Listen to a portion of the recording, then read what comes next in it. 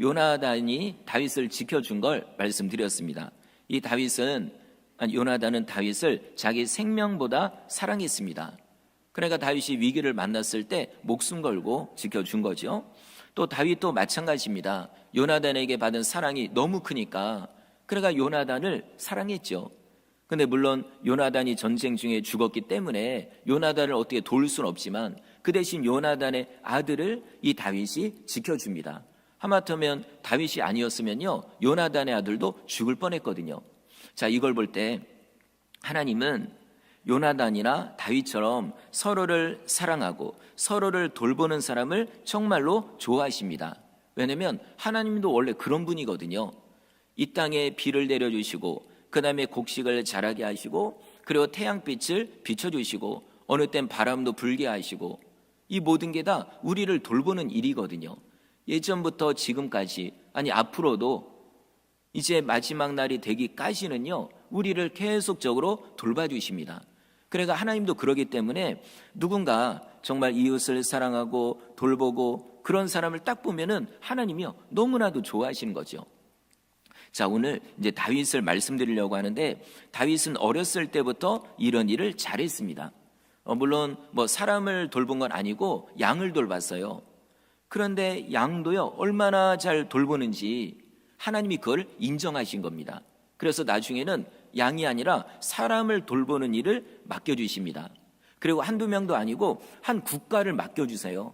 다시 말하면 왕이 되게 하시는 거죠. 여러분 이게 그냥 된 게 아닙니다.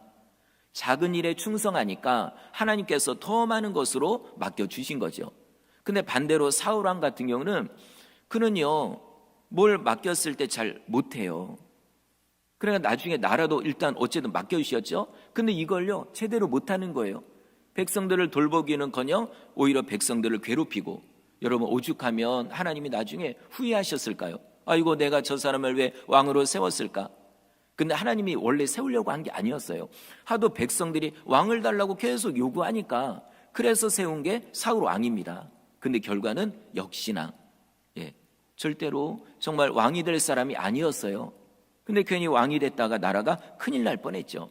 성도 여러분, 지금도 마찬가지입니다. 하나님이 어떤 사람을 쓰냐면 정말 작은 일에 충성하는 사람, 비록 지금 맡은 일은 뭐 별거 아니에요. 중요한 일도 아니고, 그래도요 이걸 열심히 잘 감당하는 사람을 하나님이 쓰십니다. 나중에는요 생각지 못한 엄청난 걸 주시는 거예요. 예를 들어 물질도 비록 내가 가난해서 적은 물질을 가지고 있어도요 이걸 지혜롭게 쓰는 거죠. 하나님께 드릴 거 드리고, 그리고 내가 뭐 풍족하진 않지만 어려운 사람이 있으면 도와주고, 여러분 그런 사람이 나중에 물질의 복을 분명히 받습니다. 왜냐하면 쓸 줄 아니까. 근데 작은 물질도 내가 쓸 줄 모르면 하나님이요 더 많은 걸 줄 수가 없는 겁니다. 그래봤자 자꾸만 다른 데로 사용이 되니까. 성도 여러분, 지금 맡은 일에 최선을 다하시기 바랍니다. 이게 교회 일이 됐던, 여러분 직장이 됐던, 뭐 어떤 가정일이 됐던 어디서든지 여러분이 딱 맡았다 그러면요 인정받을 정도로 최선을 다하십시오. 자, 여기에 관련된 말씀이 바로 달란트 비유입니다. 주인이 종들에게 그 달란트를 맡겨줘요. 그런데 똑같은 액수를 주는 게 아니라 다르게 줘요. 그러면 얼핏 생각하면은 야, 이 주인이 왜 차별하냐 종들을. 근데 여러분 차별이 아닙니다. 오히려 똑같이 주는 게 차별이에요. 왜냐하면 재능도 있고 역량도 있는 종에게는 더 많은 걸 주는 게 당연하죠. 그래야 더 많은 수익을 남기니까. 그리고 또 못하는 사람에게 너무 많은 걸 주면 오히려 주인에게 손해입니다. 그러니까 각자의 재능대로 주는 거죠. 어떤 종에게는 5달란트, 어떤 종에게는 2달란트, 어떤 종에게는 1달란트 줬어요. 중요한 거는 죽어서 끝나는 게 아니라 반드시 언젠가 다시 거둡니다. 이거 우리 잘 알아야 됩니다. 우리도요 하나님이 분명히 달란트를 주셨습니다. 재능, 소명, 어떤 사명 이런 게 있죠. 근데 이거를요 하나님이 주셨다는 걸 모르고, 그리고 언젠간 하나님이 다시 찾는다는 걸 모르고 그냥 내 마음대로 쓰는 거예요. 돈도 내 마음대로 쓰고, 시간도 내 마음대로 쓰고, 건강도 건강하니까 뭐 물론 어쩌다 놀러 갈 수는 있지만 맨날 놀러 다니면서 그 모든 걸 다 허비를 하는 거예요. 그러면 나중에 하나님이 다시 찾는 거예요. 야, 내가 너에게는 다른 사람보다 더 많은 거 줬는데 한번 봐라. 너 그거 어떻게 사용했는지 보자. 이렇게 되는 거예요. 우리 성도 여러분, 그때 가서 부끄러움 당하지 않기를 바랍니다. 예. 그러니까 내가 맡은 사명이 무엇인지 꼭 생각해야 돼요. 알아내야 됩니다. 자, 달란트를 다 줬어요. 이제 드디어 결산하는 날이 됐습니다. 자, 한번 다 와봐라. 한번 결산하자. 그래서 5달란트 주었던 종을 딱 보니까 와, 얼마나 열심히 일했는지 또 5달란트를 남긴 거예요. 그러니까 10개를 받은 거거든요. 얼마나 주인이 좋아할까요? 주인이 뭐라고 하냐면은, 야, 잘했다. 잘하였도다. 착하고 충성된 종아, 네가 작은 일에 충성하였음에 내가 많은 것으로 너에게 맡기겠다. 이겁니다. 5달란트도 원래는 많은 거예요. 금액으로 따지면은요, 뭐 글쎄요, 한 몇십억? 뭐 그 정도 이상 될 겁니다. 근데 그걸 잘 감당하니까 더 많은 걸 주겠다는 겁니다. 자, 그 다음 2달란트 받은 종이 있는데, 이 사람도 열심히 일해가지고 2달란트를 남긴 거예요. 물론 5달란트 남긴 사람보다 적지요. 그러나 그거 가지고 차별을 안 합니다. 너는 네가 감당할 만큼 최선을 다했다, 이겁니다. 그대로 인정받는 거예요. 성도 여러분, 우리도 다른 사람하고 비교하지 마십시오. 그냥 내가 받은 달란트만큼, 내게 주신 재능만큼 열심히 하면 됩니다. 그럼 그대로 인정을 받는 거예요. 자, 주인이요 똑같이 칭찬합니다. 잘하였도다. 착하고 충성된 종아, 네가 작은 일에 충성하였음에 내가 많은 것으로 너에게 맡기겠다. 이렇게 된 거예요. 너무 감사하죠? 그런데 1달란트 받았던 종은요, 그걸 받아가지고 어떻게 했냐면 땅에다 묻어버린 거예요. 여러분, 이거는 주인의 의도를 모르는 거예요. 그러면 뭐하러 줍니까? 그거를 그냥 놔두죠. 근데 그걸 줬다는 건 이걸 가지고 열심히 일하라는 겁니다. 근데 글쎄요, 1달란트 받은 종이 아마 기분이 나빴을지도 몰라요. 왜 저 사람 5개 주고 이 사람 2개 주고 왜 나만 하나 주냐? 여러분, 그거는요, 주인이 잘못된 게 아니라 본인이 역량이 그거밖에 안 되거든요. 그러니까 그걸 가지고 주인 탓할 필요 없습니다. 어쨌든 이 종이 땅에다 묻어놨다가 주인이 오니까 파가지고 그냥 드린 거예요. 여러분, 주인이 좋아할까요? 싫어할까요? 주인이요, 그 자리에서 혼냅니다. 이 악하고 게으른 종아. 그러니까 악하다는 표현이 그거예요. 내게 맡겨진 사명을 잘 감당 안 하는 게 악한 겁니다. 뭐 나쁜 짓을 하는 것만이 악한 게 아니라 하나님이 원하는 뜻대로 살지 않는 것도 악한 거예요. 결국 이 종은 어떻게 됐을까요? 그 받았던 1달란트도 그냥 뺏겨버리고, 그리고 종의 자리에서도 쫓겨나게 된 거예요. 여러분, 우리도 언젠간 그날이 옵니다. 그러니까 우리는요, 이런 말씀 시간을 통해 빨리 내 자신을 돌아봐야 돼요. 내가 받은 달란트는 무엇인가? 그리고 난 이걸 잘 감당하고 있는가? 아니면은 하나님의 어떤 뜻, 하나님의 사명, 이런 것과 상관없이 그냥 아무 의미 없이 그냥 내 통장에만 늘리려고, 내 재산만 늘리려고, 내가 쓰고 먹으려고 이러고만 하고 있지는 않았는지, 그럼 나중에 가서 분명히 심판을 받습니다. 우리 성도 여러분들은 그런 분이 한 분도 없기를 주의 이름으로 축원합니다. 자, 이제 오늘 본문을 말씀드릴게요. 다윗이 이 전쟁 중에 이제 형들한테 갔어요. 근데 왜 갔냐면은 형들 3명이 나이가 20살이 넘으니까 싸우러 간 거거든요. 군인으로 모집이 돼가지고. 근데 다윗은 나이가 어려요. 그러니까 아버지가 심부름을 시킨 거예요. 야, 다윗, 네가 형들한테 가서 도시락 좀 챙겨줘라. 그리고 위에 장군님들이 있으면 이 먹을 것 좀 갖다 드려라. 그런 거예요. 네, 알겠습니다 하고 갔어요. 근데 가서 보니까요, 저 블레셋 적군이 쫙 서 있거든요. 근데 보니까 어떤 등치가 큰 사람이요, 뭐라고 하는데 잘 들어보니까 하나님을 욕하는 거예요. 하나님을 욕하고 이스라엘을 막 욕하고, 이걸 보니까 열받은 거예요. 다윗이, 이 어린 다윗이요. 그래가지고 저놈이, 그래가지고요, 옆에 사람들한테 일단 보니까 저 골리앗하고 싸우러 가는 사람이 한 명도 없어요. 우리나라 이스라엘에서는. 그래 더 화가 나는 거죠. 그래서 막 이 사람 저 사람한테 얘기하는 겁니다. 저 골리앗 때려잡으면 되는데 왜 우리 가만히 있냐고. 나 같으면 가서 싸워서 이길 수 있다고. 자, 이 얘기를 누가 들었냐면은 사울 왕의 신하가 들은 거예요. 깜짝 놀랐죠. 왜냐하면 여태까지 골리앗하고 싸우겠다는 사람이 한 명도 없거든요. 멀리서 봐도 이거 거인이에요. 이걸 어떻게 이깁니까? 그런데 이 다윗이 이기겠다고 하니까 왕이한테 얘기를 한 거예요. 그래도 왕이 그래? 그런 사람이 있어? 빨리 불러들여라. 해서 딱 다윗이 왔어요. 사울 왕이 보고요, 참 웃긴 거예요. 왜냐하면 한 중학생 정도 되는 애가 골리앗을 이기겠다고 이러고 있으니 황당하죠. 자, 그래서 사울 왕이 이렇게 얘기합니다. 우리 33절 읽어볼까요? 시작. 네가 가서 저 블레셋 사람과 싸울 수 없으리니 너는 소년이요 그는 어려서부터 용사임이니라. 너는 골리앗과 싸울 수 없다는 거예요. 왜냐하면 너는 애고, 그죠? 어린 소년이고, 골리앗은 어른이고, 그리고 너는 전쟁의 경험이 없고, 당연히 없죠. 왜냐하면 20살 미만이니까, 군사로 모집된 적이 없으니까. 그런데 골리앗은 싸움을 수도 없이 해본 전쟁의 영웅이고, 그러니 너는 이길 수 없다 이겁니다. 자, 성도 여러분, 지금도요, 보통 사람들은 사울 왕과 똑같은 생각을 합니다. 일단 겉으로 보여지는 걸로 판단하는 거예요. 키가 크냐, 작냐, 얼굴은 잘생겼냐, 아니면 못생겼냐 하면 좀 그러니까 좀 덜 잘생겼냐, 그리고 공부는 많이 했냐, 적게 했냐, 학교는 어디 나왔냐, 그리고 돈은 많냐, 적냐, 이런 걸로 판단을 해요.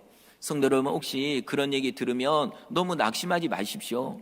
너무 기분 정말 그래가지고 그러지 마십시오. 왜냐하면 사람들은 그런 외형적인 걸 보지만 우리 하나님은 우리의 중심을 보십니다.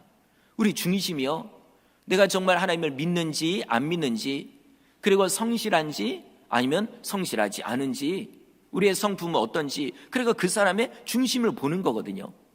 여러분, 놀랍게도 다윗은 지금 이 골리앗하고 싸우기 전에 그것보다도 더 어렸을 때 인정을 받았습니다. 이걸 먼저 잠깐 말씀을 드릴게요. 그 당시에 사무엘이라는 선지자가 있습니다. 그래, 이스라엘의 최고 지도자예요. 사울 왕이 등장하기 전에 이제 최고 지도자죠. 그런데 어느 날 이 사무엘 선지자가 이새의 집을 방문하게 됐어요. 하나님이 가라고 해가지고. 왜 가냐면은 그 이새의 아들들 중에 앞으로 왕이 될 사람이 있거든요. 그 사람을 이렇게 이제 선택하기 위해 간 거예요. 여러분, 이 이새가 누구냐면 몇 주 전에 말씀드렸던 보아스하고 룻 있죠. 이방 여인 룻, 보아스하고 룻하고 결혼했잖아요. 그 보아스 룻의 손자예요, 이새가. 그러니까 아마 충분히 제가 생각할 때는 아마 이때도 보아스나 룻이 살아 있을 가능성이 있습니다. 완전 할아버지 할머니가 됐겠죠. 자, 어쨌든 이새의 집을 방문하게 됐어요. 그래가지고 이제 그렇다 왕 세우겠다 이런 말은 한 건 아니지만 어쨌든 제 아들들 한번 보자 한 거예요. 그랬더니 이새가 알겠습니다 하고서 큰 아들부터 이제 사무엘 선지자 앞에 딱 이렇게 이제 보여드린 거죠. 근데 큰 아들이 딱 왔습니다. 사무엘 선지자 보니까 그냥 키도 크고요, 얼굴도 잘생기고 완전히 왕감이에요. 왜냐하면 왜 이런 기준을 가지냐면은 그 당시 사울 왕이요 원래 키가 크거든요. 성경에 보니까 보통 사람보다 머리 하나가 더 있대요. 그러니까 30cm 정도 더 큰 거예요. 진짜 엄청 큰 거죠. 그러니까 그 다음에 왕 될 사람도 그런 식의 사람이 왕이 되겠지, 이 생각을 한 거예요. 그래서 이 사람이 진짜 왕이 되겠구나. 그런데 그 순간에 하나님이요 이렇게 말씀합니다. 사무엘상 16장 7절입니다. 여호와께서 사무엘에게 이르시되 그의 용모와 키를 보지 말라. 내가 이미 그를 버렸노라. 내가 보는 것은 사람과 같이 아니하니 사람은 외모를 보거니와 나 여호와는 중심을 보느니라 하시더라. 아멘. 사무엘 선지자도요 어쩔 수 없이 인간이죠. 그러니까 딱 보니까는 이거 왕감인데 괜찮네? 그런데 하나님은 그 사람이 아니래요. 왜 그러냐면 겉은 멀쩡하지만 속은 아니거든요. 하나님이 왕으로 지목한 사람이 아닌 겁니다. 자, 성도 여러분, 다시 한번 말씀드리지만 우리도 사람을 외모로 판단하면 안 됩니다. 특히 일부 예배 때도 말씀드렸지만 우리 젊은 청년들 앞으로 결혼할 배우자를 선택할 때 절대로 외형적인 거 가지고 판단하지 마십시오. 키는 크냐 적냐, 그 얼굴은 잘생겼냐, 덜 잘생겼냐, 예쁘냐, 덜 예쁘냐, 뭐 돈은 많냐, 직장을 어디 다니냐, 지금 결혼을 하면은 집이 어떻게 월세냐, 자가냐. 여러분 이거 가지고 판단하지 마십시오. 괜히 그거 보고 넘어갔다가 잘못될 수 있습니다. 왜냐면 물론 겉으로도 괜찮고 속으로도 괜찮은 사람도 있겠죠. 근데 겉은 괜찮은데 속이 영 아닌 사람도 있거든요. 그러니까 절대로 겉보고 판단하지 마십시오. 우리 부모님들도 나중에 며느리감, 신랑감 이렇게 올 때 그거요, 겉만 보고 판단하지 마시고, 그렇다고 뭐 치조를 할 수도 없고 어떻게 될까요? 뒤에서 기도해야죠. 그죠? 정말 하나님, 정말 괜찮은 이 며느리감, 신랑감이면, 그러면은 며느리감, 사위감이면 그럼 하나님 잘 이렇게 연결되게 해서 이렇게 결혼하게 해달라고. 그게 아니면은 어떤 일이 있어서라도 이렇게 갈라지게 해달라고. 여러분 이런 기도는 괜찮습니다. 왜냐면 우리가 잘 모르니까. 자, 이런 걸 볼 때 다윗은요 정말 하나님께 인정받은 겁니다. 예, 그 사람의 이 얘기는 좀 이따 나오는데, 자 어쨌든 자 첫째 아들 탈락. 예, 이거 아닌 거예요. 겉으로는 멀쩡하지만. 자, 그래서 이제 둘째 아들 딱 데려놓죠. 데려다 놓으니까 이것도 아닌 거예요. 하나님이 사인을 안 줍니다. 탈락. 그 다음에 셋째 아들, 넷째 아들, 몇째까지 가냐면 일곱째 아들까지 본 거예요. 근데 하나님이 사인을 안 줘요. 이상하죠? 분명히 하나님이 가라고 해서 왔는데, 여기에 분명히 왕이 될 사람이 있다고 했는데 없어요. 그래서 물어보죠. 이세 어떻게 여기 이게 당신 아들들 다냐고, 또 없냐고. 7명도 많은데. 그랬더니 이때서야 이새가 대답합니다. 사실은 막내 아들이 있습니다. 근데 그 아들은 지금 양을 지키고 있습니다. 그러니까 여러분 이 막내 아들은요 부름을 받지도 못한 거예요. 물론 지금이야 막내를 더 사랑하고 뭐 그런다고 하잖아요. 그런데 옛날에는 그런 게 없습니다. 첫째 아들이 최고, 그 다음에 둘째 아들, 그 다음에 셋째 아들, 이렇게 줄줄이 내려가요. 그럼 막내는요, 이건 뭐 이게 아들인지 그러니까 자식인지 뭐 이럴 정도로 얘가 있었나? 이게 내 자식인가? 여러분 거의 진짜 그럴 정도로요 그냥 외면 당했거든요. 그러니까 지금 이새도 그런 거예요. 야, 뭐 이 자리에 우리 사무엘 선지자님이 오셨는데 첫째부터 일곱째까지면 되지, 뭐 막내까지냐? 야, 그럼 양은 누가 돌보고? 그러니까요 막내는 부르지도 않은 거예요.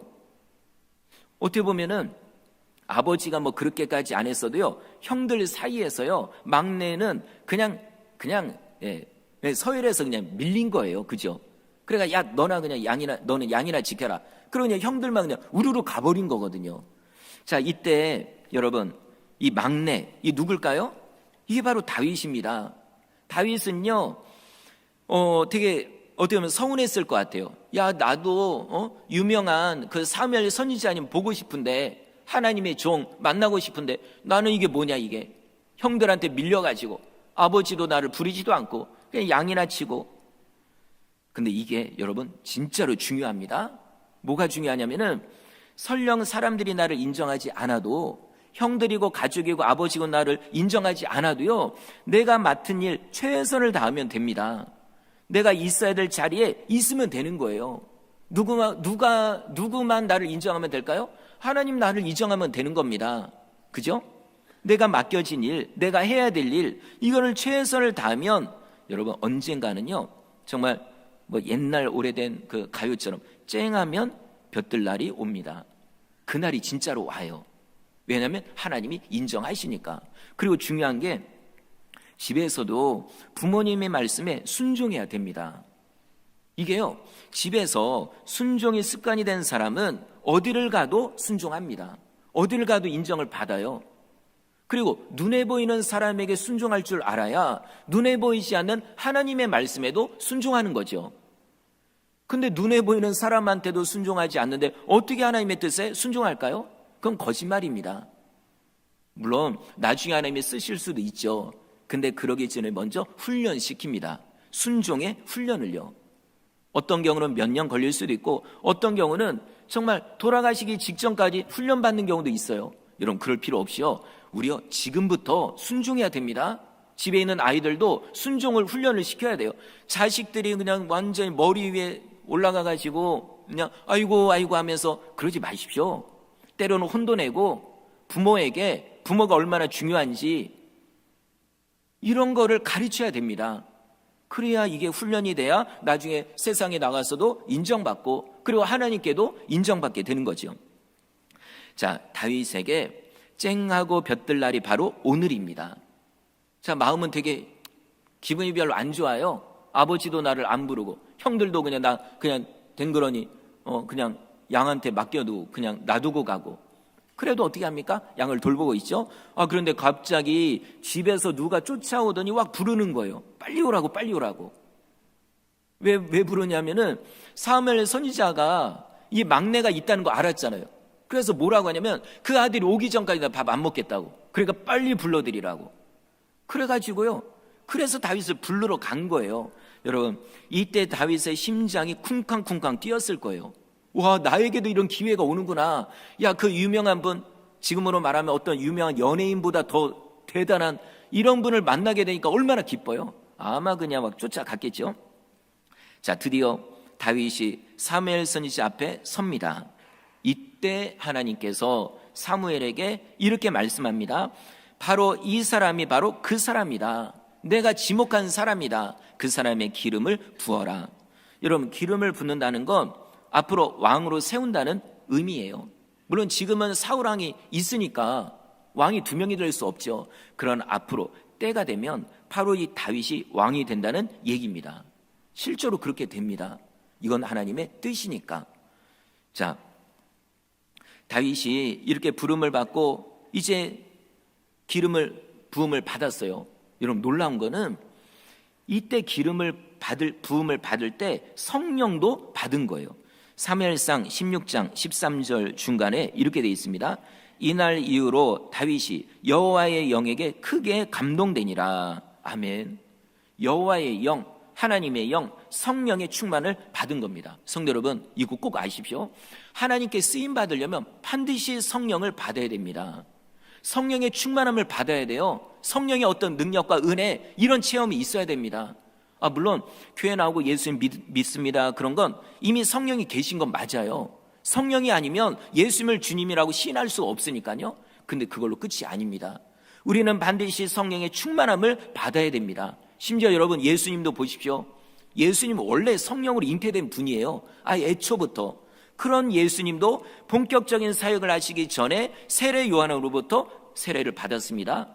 그때 무엇이 임했지? 하늘에서 성령이 비둘기처럼 임한 거예요. 그 능력으로 40일 금식도 하고 그 능력으로 여러 가지 능력을 행하신 겁니다.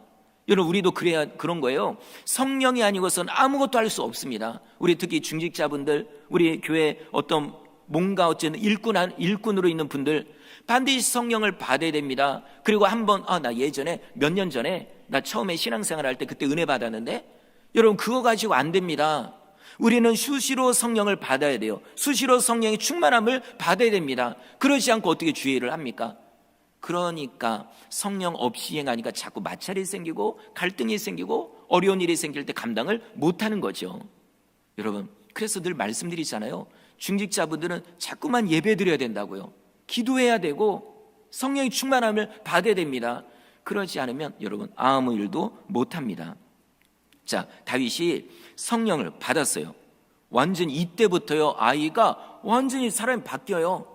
그전에는 양을 돌보던 그런 아이였죠. 그런데 이때부터요, 성령이 임하니까 사람이 용맹스러운 사람이 됩니다. 그 다윗에 대해서 표현하는데 내용이 많아요. 용맹한 사람, 지혜로운 사람, 용기가 있는 사람, 그리고 또 조금 이따 말씀드리겠지만 사자나 곰도 때려잡는 사람. 자, 보십시오.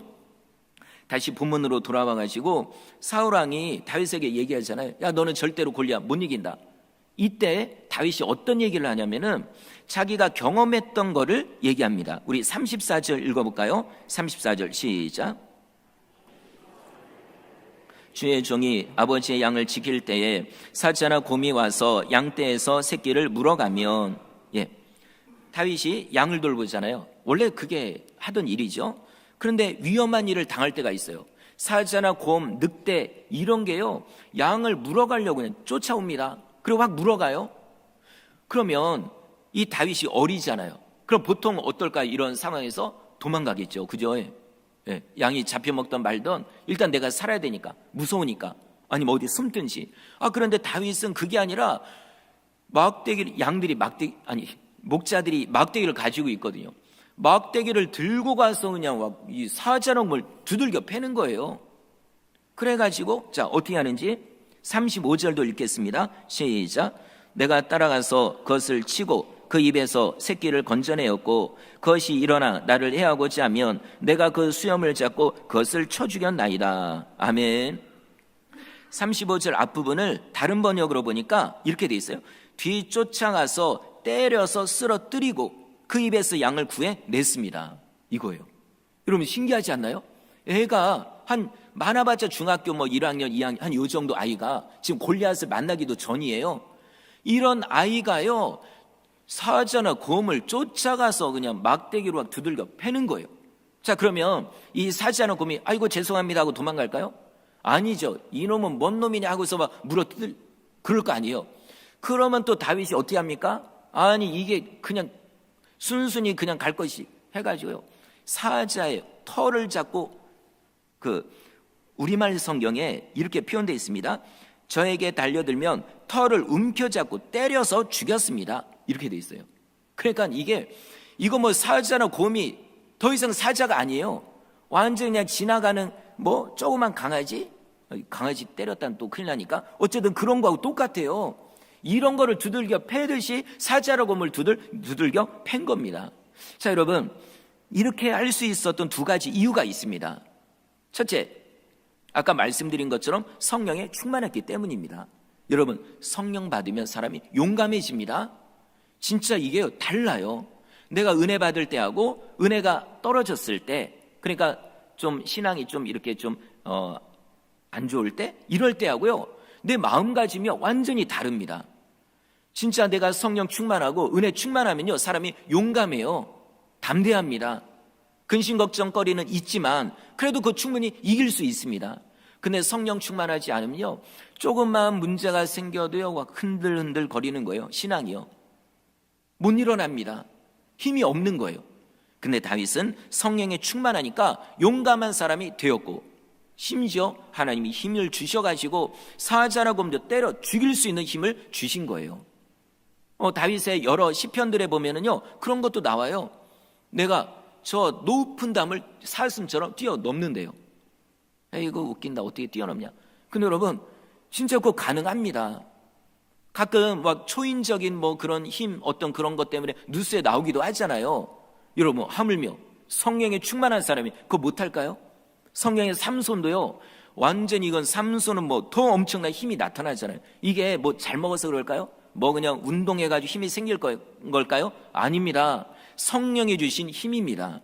자, 이게 첫 번째 이유고, 그 다음 두 번째 이유는 평소에 양들을 자기 자식처럼 아꼈기 때문입니다. 이 다윗이 돌보는 양은 아버지의 양이에요. 어떻게 보면 밑에 형들도 있으니까 나중에 재산 분할을 하면 다윗에게 돌아올 거 거의 없습니다. 그러면 굳이 그렇게 양을 목숨 걸고 돌볼 필요가 없잖아요. 그런데 다윗은 그런 생각을 안 한 거예요. 아버지의 양이 곧 나의 양이다. 그리고 내가 할 일은 아버지 양을 지키는 거다, 이겁니다. 여러분, 이게 생각이 다르지 않나요? 이런 사람이 성경에 또 있습니다. 누구냐면 요셉이요. 요셉도 11번째 아들이에요. 위로 형들이 쭉 10명이 있고. 그런데요, 이 형들은요, 맨날 놀기나 하고 아버지의 양을 제대로 안 돌보고, 성경에 그렇게 진짜 나와 있어요. 그러니 아버지 야곱이요, 뭘 맡길 수가 없는 거예요. 그래서 10명의 아들들을 관리하도록 누구를 그 위에 세웁니다. 그게 누군지 아세요? 11번째 아들 요셉이에요. 왜냐하면 요셉은 성실하니까, 아버지의 말을 잘 들으니까. 그러니까는 세운 거거든요. 그리고 요셉이 그러니까 형들이 요셉 미워할 이유가 없어요. 본인들이 잘못한 거죠. 자, 이랬던 요셉도 나중에 어떻게 됩니까? 작은 일에 충성하니까 그 다음 어디로 가요? 보디발의 집으로 가요. 노예로 끌려간 거거든요. 근데 거기서도 자라니까 그 집안의 총리가 됩니다. 총무가. 여러분, 그 보디발의 집 작은 집이 아니에요. 왕의 보디가드 그 12대장의 집이니까 엄청나게 큽니다. 그 밑에 거느린 사람도 최소한 몇백 명 이상 될 거예요. 왜냐하면 그 집안에 왕의 감옥이 있을 정도니까. 근데 거기에서 총무가 되는 거예요. 왜냐하면 작은 일에 충성하니까. 그리고 또 거기서 자라니까 나중에 누명 쓰고 그 감옥으로 들어가요. 근데 거기서도 어떻게 해요? 열심히 하니까 간수장이 보고, 야, 어떻게 죄수가 간수보다 더 잘할까? 그래가지고 죄수들을요, 간수들까지 포함해가지고 요셉에게 다 맡겨요. 아니, 여러분, 지금까지 역사상 감옥을 죄수한테 맡긴 경험이 있나요? 맡긴 일이? 근데 요셉은 그렇게 되는 거예요. 왜냐하면 작은 일에 충성하니까. 자, 그리고 또 그게 끝인가요? 나중에는요, 어떤 자리까지 올라갑니까? 그 당시에 가장 막강한 나라 애굽 나라의 국무총리까지 올라가는 거예요. 왜 그럴까요? 작은 일에 충성하니까, 지금 맡은 일에 최선을 다하니까. 여러분, 자, 다윗도 그겁니다. 아버지의 양, 내 양인 거예요. 물론 나중에 나한테 돌아올 거 거의 없어요. 그래도 내가 맡겨진 일이니까 최선을 다해서 목숨 걸고 그 사자와 곰과 싸운 겁니다. 이걸 아버지가 평소에 몰랐던 거예요. 근데 여러분, 놀라운 거는, 자, 다윗이 이런 경험, 그러니까 하나님이요, 일부러 그런 경험을 하게 한 거예요. 왜냐하면 나중에 더 큰 일을 할 수 있도록. 자, 다윗이 양들을 돌보면서 깨달은 게 있습니다. 뭘 깨달았냐면, 야, 그렇구나, 내가 양들을 이렇게 잘 돌보는 것처럼 하나님도 나를 돌봐 주시는구나, 이걸 깨달은 겁니다. 그걸 깨닫고서 시편을 썼어요. 그 시편이 뭘까요? 바로 시편 23편입니다. 그 중에 1절 2절만 제가 읽어볼게요. 여호와는 나의 목자시니 내게 부족함이 없으리로다. 그가 나를 푸른 풀밭에 누이시며 쉴 만한 물가로 인도하시는도다. 그리고 나중에 4절에 보면은 저 짐승으로부터, 사명의 음침한 골짜기로부터 나를 지켜주는 거예요. 그리고 내 머리에 기름을 발라주시고. 자, 이게요, 다 다윗이 했던 일이거든요. 목숨 걸고 자기 양들을 지켜줬던 일이거든요. 알고 보니까 하나님도 나를 그렇게 지켜준다는 거죠. 여러분, 여기서 우리가 얻을 수 있는 교훈은, 우리도 맡겨진 일에 최선을 다하잖아요. 그럼 그 일 속에서 하나님을 만납니다. 그 일 속에서 하나님의 은혜를 체험하는 거예요. 교회에서도요, 어떤 일을 맡으면 살 힘들어요. 어느 때는 억울한 소리도 듣습니다. 몸도 힘들고. 그런데 놀라운 건 그 힘든 가운데서 하나님의 은혜를 경험한다는 거죠. 마음이 슬플 때, 상할 때 하나님이 위로해 주시고, 그리고 내가 진짜 몸이 힘들 때 어느 때는요, 하나님이 갑자기 건강을 주시는 거예요. 더 주의 일 잘하라고, 더 열심히 하니까. 어느 때는요, 진짜 생각지 못한 물질의 복을 주실 때도 있습니다. 그때 한번 말씀드렸지만, 어떤 분은 전도하다가, 이분이 되게 가난한 분인데 전도하는 거예요. 이게 사명이다 하고서. 근데 누구를 전도했어요. 근데 이분이 거의 불치병에 걸린 분이거든요. 근데 이분을 교회로 인도했을 뿐입니다. 이분이 고쳐준 것도 아니고.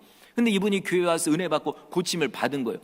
얼마나 감사한지 자기를 전도한 분에게 자기가 보상을 하겠대요. 뭘 했냐면 집 한 채를 준 거예요. 알고 보니까 이분이 엄청나게 부자였던 거죠. 물론 여러분, 그게 목적은 아니지만 어쨌든 내가 맡은 일, 하나님의 맡겨주신 일, 이게 비록 작은 일이라도 정말 최선을 다하면 정말 어느 때는 생각지 못한 복을 우리에게 주십니다. 자, 다윗이 자신의 경험을 바탕으로 얘기한 거예요. 자, 36절 읽어볼까요? 시작. 주의 종이 사자와 곰도 쳤은즉 살아계시는 하나님의 군대를 모욕한 이 할례받지 않은 블레셋 사람이리이까 그가 그 짐승의 하나와 같이 되리이다. 아멘. 와, 이건 애가 하는 말이 아닌 것 같아요. 완전히 믿음의 그냥 엄청난 사람이 말하는 것 같아요. 뭐냐면, 왕이시여, 제가요 사자나 곰도 때려 죽였습니다. 하물며 이 골리앗이요, 아니 골리앗은 더 죽어야 될 사람입니다. 왜냐하면 하나님을 모욕했으니까. 저에게 허락만 하십시오. 당장 쫓아가서 그냥 사자나 곰처럼 두들겨 때려 눕히겠습니다. 그리고 또 37절에도 보면요, 여호와께서 나를 사자의 발톱과 곰의 발톱에서 건져내셨은즉 나를 이 블레셋 사람의 손에서도 건져내시리이다. 와, 엄청난 믿음이죠. 저 안 죽는다 이 얘기입니다. 안 죽을게요 이게 아니라 안 죽을 수밖에 없어요. 왜 그럴까요? 이번 일은 골리앗을 죽이도록 하나님이 나를 보내셨으니까. 이건 엄청나죠. 그리고 다윗은요 걱정할 이유가 없어요. 왜 그러냐면 여태까지 하나님이 나를 죽여줬으니까요. 어떻게 보면 골리앗보다 더 싸나운 사자, 곰 이런 것도 두들겨 죽였거든요. 때려 눕혀가지고 하물며 골리앗은 저거는 죽어야 될 놈입니다 이 얘기입니다. 자, 이 얘기를 듣고 사울왕이 어쩔 수 없어요. 이거 완전히 애가 정말 어떻게 보면 정상이 아닌 거예요. 이런 애는 그래 그럼 네가 한번 가봐라. 허락합니다. 자, 어떻게 됐을까요? 지난 시간에 말씀드렸죠. 다윗이요 골리앗을 물맷돌 한 방에 그냥 쓰러뜨린 겁니다. 그 큰 거인요 칼 한 번 쓰지 못하고 창 한 번 던져보지 못하고 죽은 거예요. 왜 그럴까요? 골리앗은 칼과 창을 믿고 자기의 경험을 믿고 싸우러 나왔지만 다윗은 그것보다 엄청나게 크신 하나님의 이름을 믿고 나왔으니까요. 성도 여러분, 내가 무엇을 믿느냐에 따라 결과가 다릅니다. 교회를 다녀도 하나님을 제대로 안 믿고 내 경험을 믿고 내 통장에 있는 돈 믿고 그냥 내 알고 있는 사람 뺑 믿고 그러면 아무것도 안 됩니다. 그러나 그런 건 부족해도 정말 상황으로는 너무 열악해도 그래도 하나님을 믿는 자는 그 하나님의 은혜를 체험합니다. 그럴 때 기적이 일어나는 거예요. 왜 저 성도는 저는 은혜를 체험하는데 이건 나는 뭐냐? 그러지 마십시오. 그분은 그분 나름대로 믿음으로 뭔가를 하고 있는 거예요. 믿음으로 도전하고 있고 뭔가를 순종하고 있고 그러니까 그런 은혜를 체험하죠. 그러나 나는 아무것도 안 하면 아무 기적도 체험을 못합니다. 자, 말씀을 마치겠습니다. 성도 여러분, 지금 맡겨진 일이 무엇이든 간에 최선을 다하시기 바랍니다. 교회에서도요 자꾸 나 못해요 안 해요 이러지 마십시오. 어떻게 보면 그 일이요 하나님이 나에게 복을 주시기 위한 하나의 그 기회거든요.